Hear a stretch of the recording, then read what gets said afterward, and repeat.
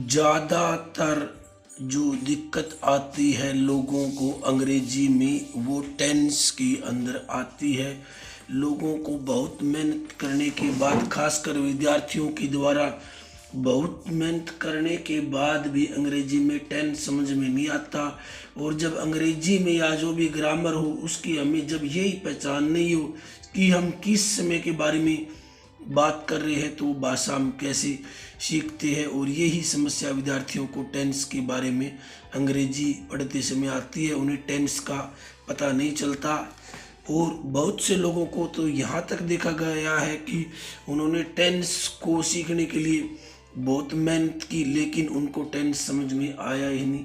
लेकिन अगर हमें अंग्रेजी सीखनी है और अंग्रेजी में टेंस सीखना है तो सबसे आसान तरीका है, इससे आसान तरीका और हो ही नहीं सकता। मैं विश्वास दिलाता हूँ कि आपको बिना लिखे, बिना राइटिंग किए, बिना याद किए ये टेंस अपने आप समझ में आ जाएगा अगर मैं वो तरीका बताऊं, अगर आप उसको फॉलो करोगे तो।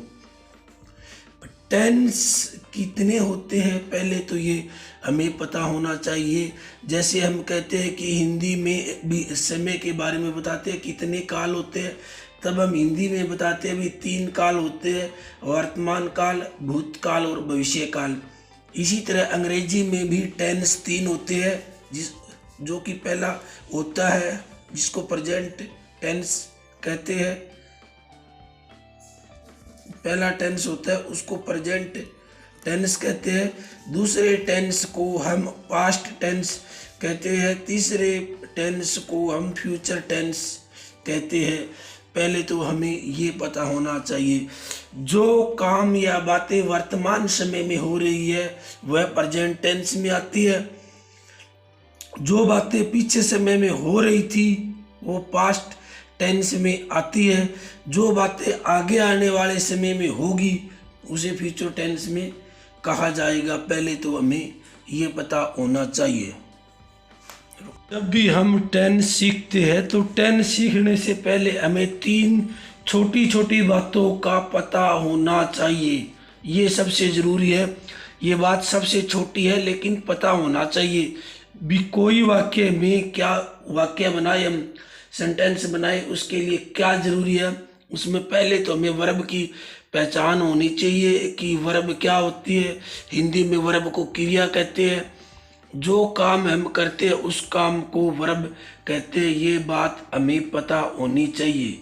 जैसे नहाना, खाना, पीना, जाना, आना, हंसना, रोना, ये सारी बातें वर्ब में आती है, जैसे ये काम होते हैं। दूसरा, हमें ये पता होना चाहिए कि सब्जेक्ट किसे कहते हैं। जो भी व्यक्ति कोई काम करता है, वाक्य में कोई जो वाक्य में कोई काम करता है उसको सब्जेक्ट कहते हैं, या जिसके बारे में कुछ कहा जाता है उसको भी सब्जेक्ट कहते हैं।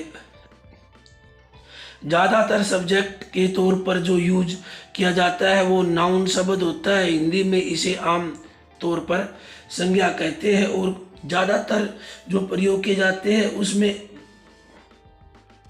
संज्ञा का प्रयोग ही किया जाता है। और तीसरा जो शब्द टेंस सीखने के लिए ज़रूरी है वो होता है ऑब्जेक्ट। हमें ये पता होना चाहिए ऑब्जेक्ट क्या है। तो हम काम कर रहे हैं, हमारे काम का असर किसी चीज़, वस्तु, व्यक्ति पर पड़ रहा है, जो उससे प्रभावित होती है उसे ऑब्जेक्ट कहते हैं।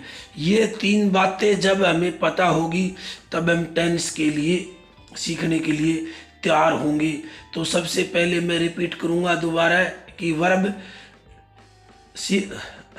हमें वर्ब का पता होना चाहिए टेंस सीखने के लिए। जो काम किया जाता है उस काम को ही वर्ब कहते हैं। और उसके बाद है सब्जेक्ट, जिसके बारे में कुछ बोला जा रहा है या जो काम कर रहा है उसको सब्जेक्ट कहते हैं। और जो काम किया जा रहा है उस काम का असर जिस भी व्यक्ति वस्तु पर पड़ता है उसे ऑब्जेक्ट कहते हैं। ये चीज़ हमें ज़रूर पता होनी चाहिए। ये चीज़ पता होगी तभी हम आगे बढ़ सकते हैं।